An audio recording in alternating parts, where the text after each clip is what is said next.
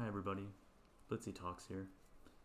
So this is my first YouTube video on this channel. I haven't really ever posted anything in YouTube in a very long time, since I was probably about 10 or so, but I figured I might as well give this YouTube thing a shot and kind of see where it goes. So just diving right into the topics here. So how did I get a 200k net worth in my early 20s? So for starters, I'd worked multiple part-time jobs during university. I didn't actually work multiple jobs at the same time, but I did work some jobs. And this allowed me to have an income, it allowed me to build discipline, and it also allowed me to make connections and network around. I know a lot of students oftentimes when they're in university, especially if you're currently a university student, you might not be working because of a course load or because of how many courses you're taking or the complexity or difficulty of the courses.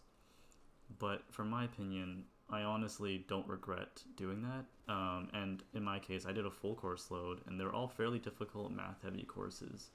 And I also worked about 30 hours a week until 2 a.m. And then I would usually wake up at around 6 or 7, and then have to bus down or get a ride down to my university.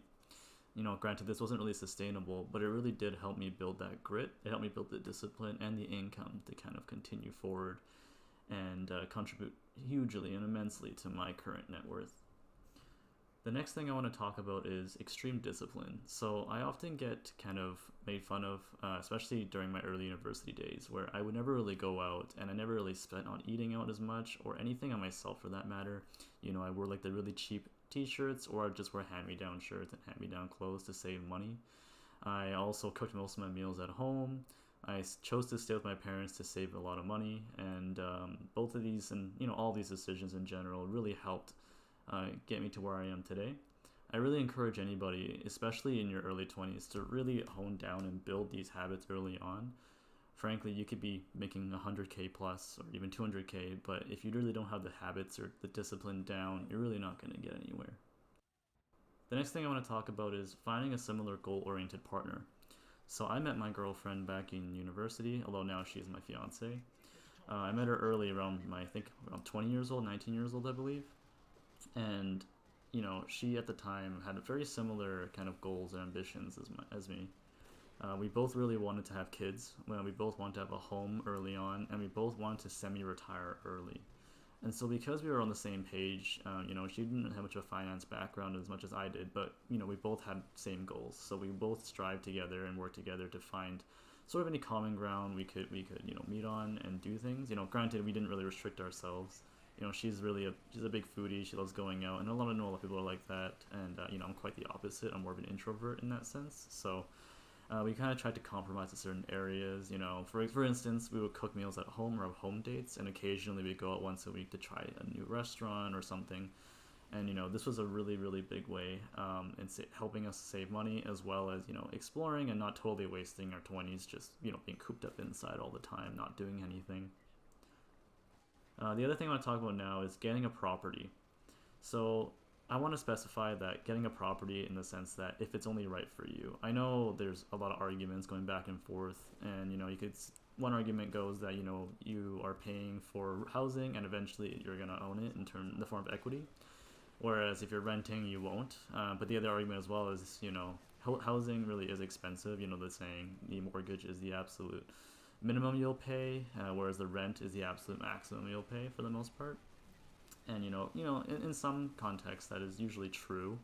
I do want to mention though that owning a property is a really great way to increase your net worth. A lot of homeowners and a lot of people, especially in their late 40s, 50s, a big chunk of their net worth is tied up in their home. I will talk about this in another video maybe, but I really don't think that is the best option. However, owning your own property and kind of being able to get your housing sorted out and not have to worry about rent increases and getting kicked out is a really, really big peace of mind factor. I feel like that a lot of people kind of underrate.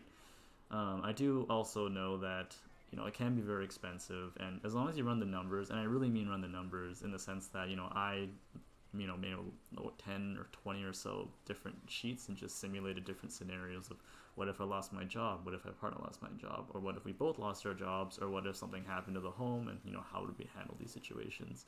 Some of them being super, super extreme, and some of them being a little more realistic. Overall, I do recommend that you do a fully funded emergency fund.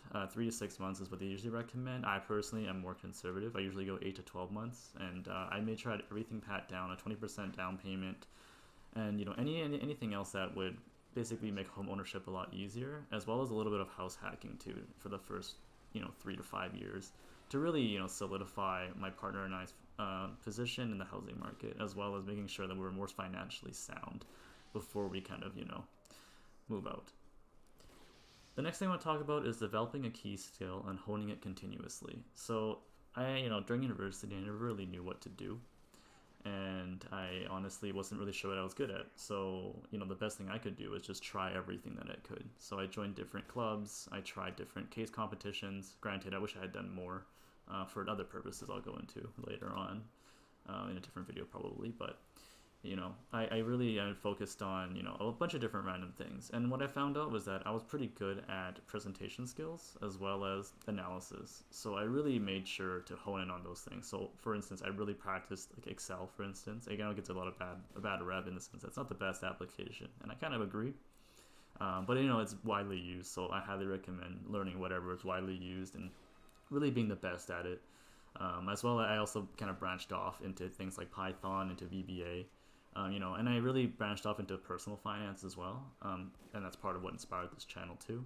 But in general, I really focused on those kind of things, and that really helped me land different roles at companies, in combination with my finance background and my degree. So I really just kind of combined the two pieces together, and I kind of found that there was a gap, in the market for people that have both that technical programming knowledge as well as the finance background in, corporate banking, commercial banking. So combining kind of one and one really gives you that upper edge and, helps you get better paying roles as well as better growth opportunities.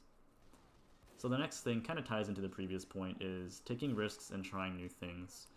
So, back on my point before where I didn't really know what I was good at, I just tried a bunch of random things during university, and eventually I kind of found what I was semi-good at, and then, what I was also semi-interested in. But I really do think that your 20s is a really good time to experiment. Granted, I also do want to recommend that you should know kind of when to quit. But honestly, it's not really that bad. You can recover from most, bad decisions when you're young. And so kind of entering now, I'm in my mid-20s now, but, I think it's a really good idea to just try different things, and sometimes they pay off, and the worst case is they don't, and you have to spend a few months resaving or whatever it may be. But I really do think this is the time to try different things and to just experiment. You're never really gonna get your 20s back, and as you kind of start to settle down more, things get a little more complicated and you can't take as many risks. So I think now really is that time. And so for me, that really helped me open my eyes to find what I don't like and what I'm good at, as well as what I have tried and failed at and what I want to continue trying to succeed, like this YouTube channel, for instance. Lastly, I always want to encourage people to be constantly learning and adapting. So for me, I'm always reading about, different investment strategies out there, for instance. Granted, I'm pretty passive, but again, I'll put that in another video most likely. But always learning new things, so different like coding skills, for instance, other different programming languages. Albeit not the best at it, and I'm pretty much self-taught for the most part, but I'm really interested in trying new things, learning new things.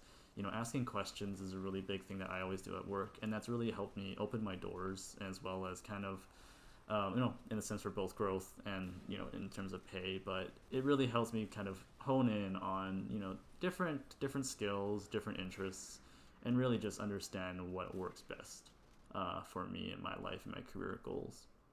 Yeah. So overall, I really hope that this video helps anybody out there.